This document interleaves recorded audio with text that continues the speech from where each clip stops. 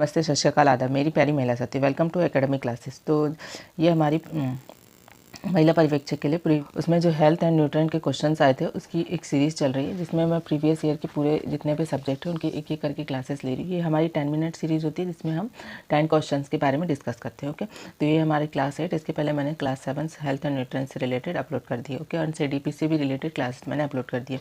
एक और चीज़ मैं बता दूँ कि इस चैनल में हमारी CDP एंड मैनेजमेंट की भी महिला पर्यवेक्षक से रिलेटेड क्लासेस चल रही है। ओके, तो स्टार्ट करते हैं, लेट्स स्टार्ट। तो अगर मैं फर्स्ट क्वेश्चन की मैं बात करूँ तो फर्स्ट क्वेश्चन बोला है hormones responsible for positive pregnancy test. मतलब कि सकारात्मक गर्भावस्था के लिए कौन सा हार्मोन रिस्पॉन्सिबल होता है। फर्स्ट है एस्ट्रोजन, सेकेंड है प्रोजेस्टेरॉन, थर्ड है फोलिकल स्टिमुलेटिंग हार्मोन और फोर्थ है ह्यूमन कोरियोनिक गोनेडोट्रोफिन। ओके, तो आपको 4 हार्मोन्स के नेम दिए हुए हैं।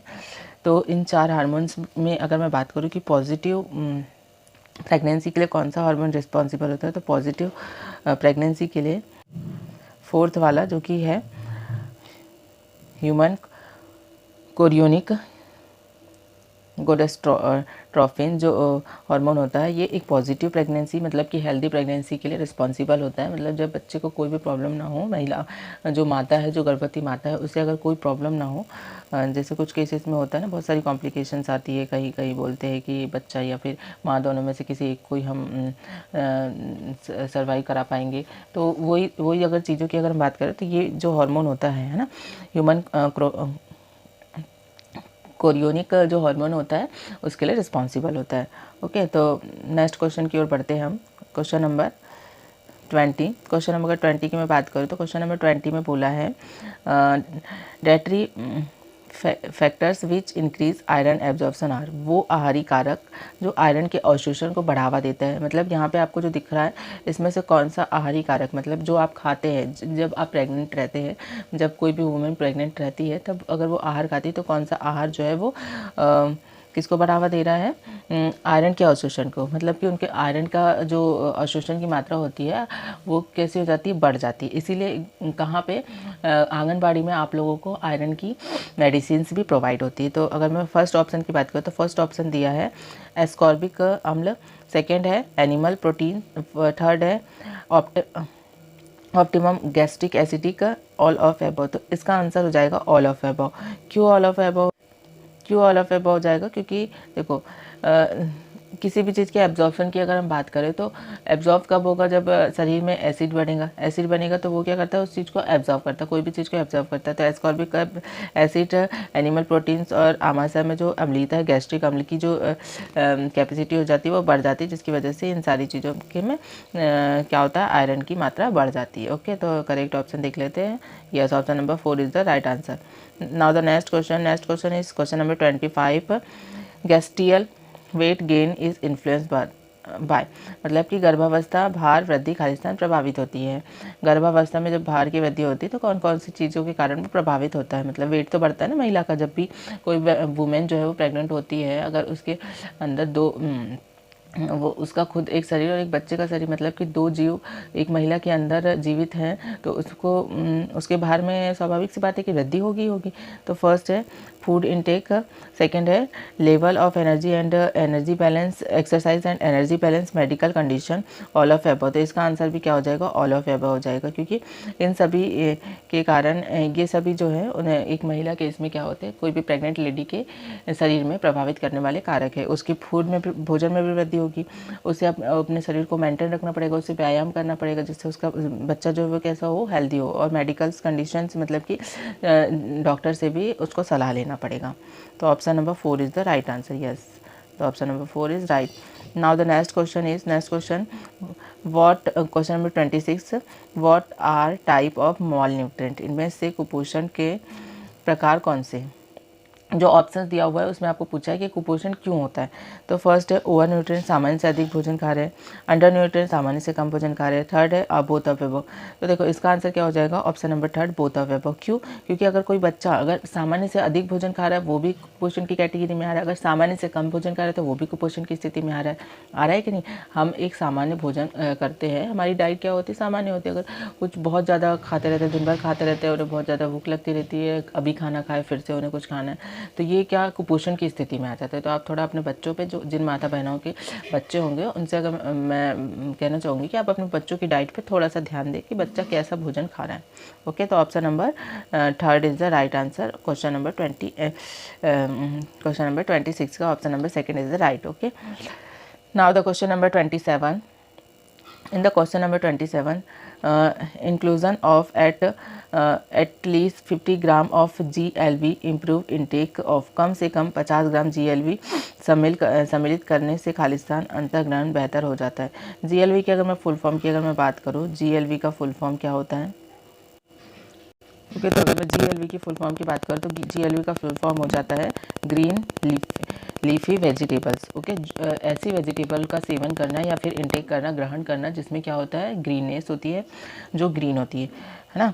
तो अगर 50 ग्राम दिन में अगर कोई भी बच्चा या फिर कोई भी वुमेन इस चीज़ का अंतर्ग्रहण कर रही है, इंटेक कर रही है, खा रही है, तो इसमें क्या होता है, विटामिन ए की वृद्धि हो जाती है, उसके शरीर में आयरन की कमी नहीं होती, कैल्शियम की कमी नहीं होती, मतलब कि ऑल ऑफ एबव इसका करेक्ट आंसर हो जाएगा। इसीलिए डॉक्टर्स महिलाओं को जब वो प्रेग्नेंट होती है या फिर नॉर्मल भी हैं तब भी उन्हें क्या बोलता है, GLV फूड लेने की सलाह देता है। दिन में 50 ग्राम GLV फूड हमें ज़रूर लेना चाहिए। और GLV का फुल फॉर्म क्या होता है, ग्रीन लीफी वेजिटेबल्स, मतलब कि हरी सब्जियाँ। Okay, now the question number 28. Question number 28 में बोला है what are the important aspect of personal hygiene. व्यक्तिगत स्वच्छता के महत्वपूर्ण पहलू क्या है? फर्स्ट है washing hand before eating food. Yes, अगर आप प्रॉपर अच्छे से हाइजीन रहना चाहते हैं तो पहले आपको खाना खाने से पहले क्या करना पड़ेगा, वॉश करना पड़ेगा हैंड को। सेकेंड है बाथिंग डेली, रोजाना नहाना, ये भी सही है। Wearing clean and washed clothes, अपने को साफ सुथरे कपड़े पहनना होगा, तब हम अपने आप को अपने स्वस्थ रख पाएंगे। ओके, तो all of above is the right answer. Now the question number 29 की अगर मैं बात करूँ, 29 में बोला है immunization is one of the important strategy to combat. प्रतिरक्षण खालिस्तान करने की एक महत्वपूर्ण रणनीति है। फर्स्ट है मालन्यूट्रिशन, मतलब कुपोषण का मुकाबला करने की। यस, हो सकता है। Childrens are protested from disease. Yes, कोई भी रोगों से बच्चों को प्रोटेस्ट करना। बोथ ऑफ अबव और नन ऑफ अबव।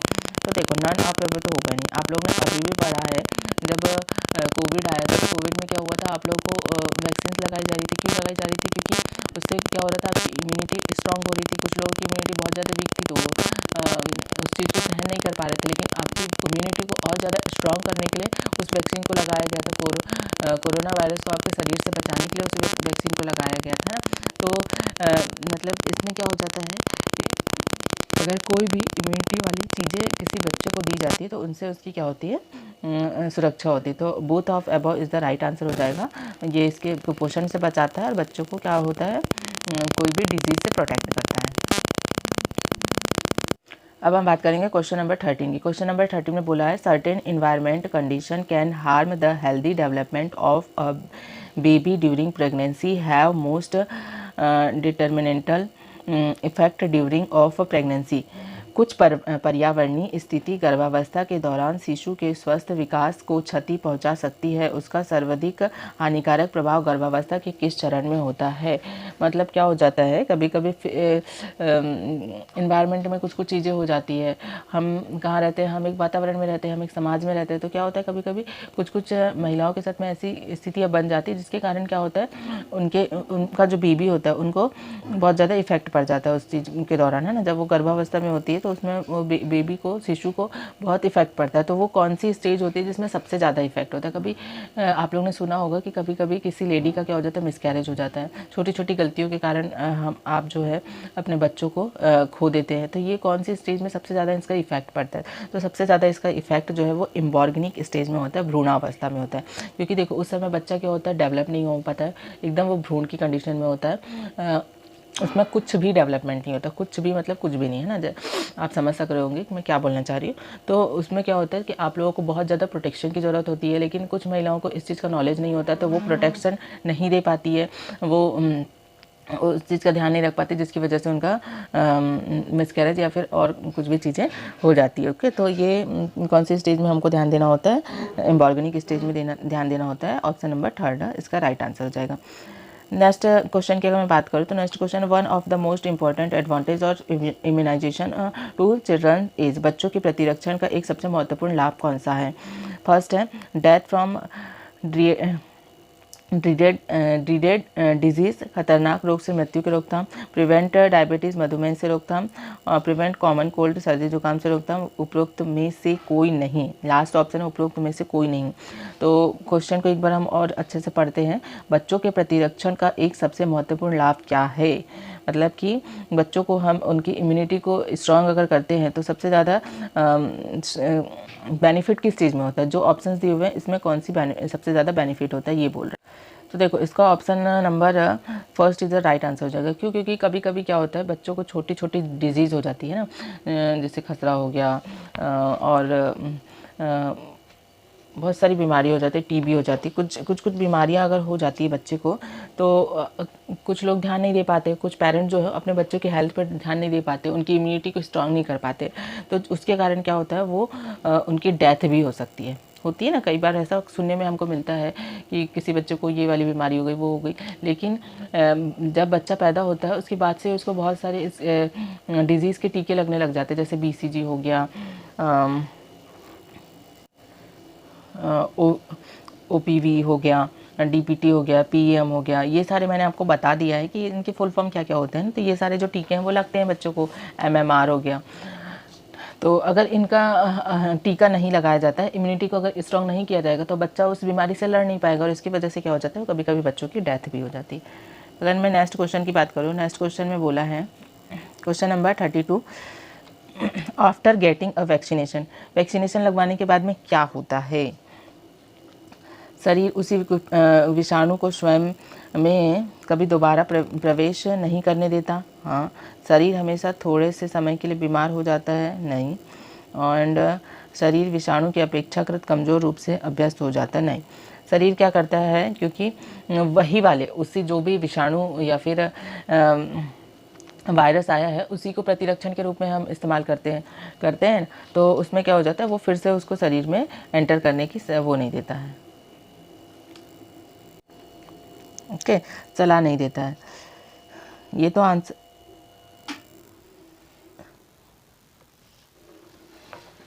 ये भी आंसर हो सकता है, लेकिन यहाँ पे अगर अप्रोप्रिएट आंसर की मैं बात करूँ तो इसमें क्या हो जाता है, the body get to be weaker from the virus. Virus से लड़ने में क्या हो जाती है, वो वीकर हो जाती है वैक्सीनेशन के बाद में। तो option number 3 is the right answer इसका हो जाएगा। ओके, चेक कर लेते हैं। यस, ऑप्शन नंबर 3 इसका राइट आंसर है। Now the question number 33, which of these are a single vaccination aspect, इनमें से किसे छोड़कर अन्य सभी सिंगल वैक्सीन है। ओके, तो ऑप्शंस देख लेते हैं। तो आपको यहाँ पे ऑप्शंस में दिखाई दे रहा होगा, hepatitis B, chicken pox, influenza and MMR। Okay, तो देखिए हेपेटाइट बी भी एक सिंगल वैक्सीनेशन का होता है, चिकन पॉक्स भी एक सिंगल वैक्सीनेशन होती है, इन्फ्लुएंजा भी एक सिंगल वैक्सीनेशन होती है। लेकिन अगर मैं MMR की बात करूँ तो MMR में 3 टीके लगते हैं, खसरा का, कंठमाला का और रुबेला का, मतलब कि मीमल्स, मैप्स एंड रुबेला के 3 टीके लगते हैं इसमें। इसका फुल फॉर्म मैं यहाँ पे नोट कर दे रही हूँ, राइट आंसर हो जाएगा MMR। Okay, full form note कर दे रही हूँ, आप नोट कर लीजिएगा। ओके, तो इसका फुल फॉर्म क्या होता है, measles, maps and rubella. Measles, maps and rubella मतलब कि खसरा, कंठमाला एंड रुबेला 3 के टीके एक ही वैक्सीन में लग जाते हैं। तो ये थी हमारी आज की सीरीज़। आई होप कि आपको वीडियो पसंद आया हो, तो प्लीज़ अगर वीडियो पसंद आया तो प्लीज़ चैनल को सब्सक्राइब कीजिए, वीडियो को लाइक कीजिए। जो भी डाउट्स होते हैं कमेंट बॉक्स में कमेंट करके पूछ सकते हैं।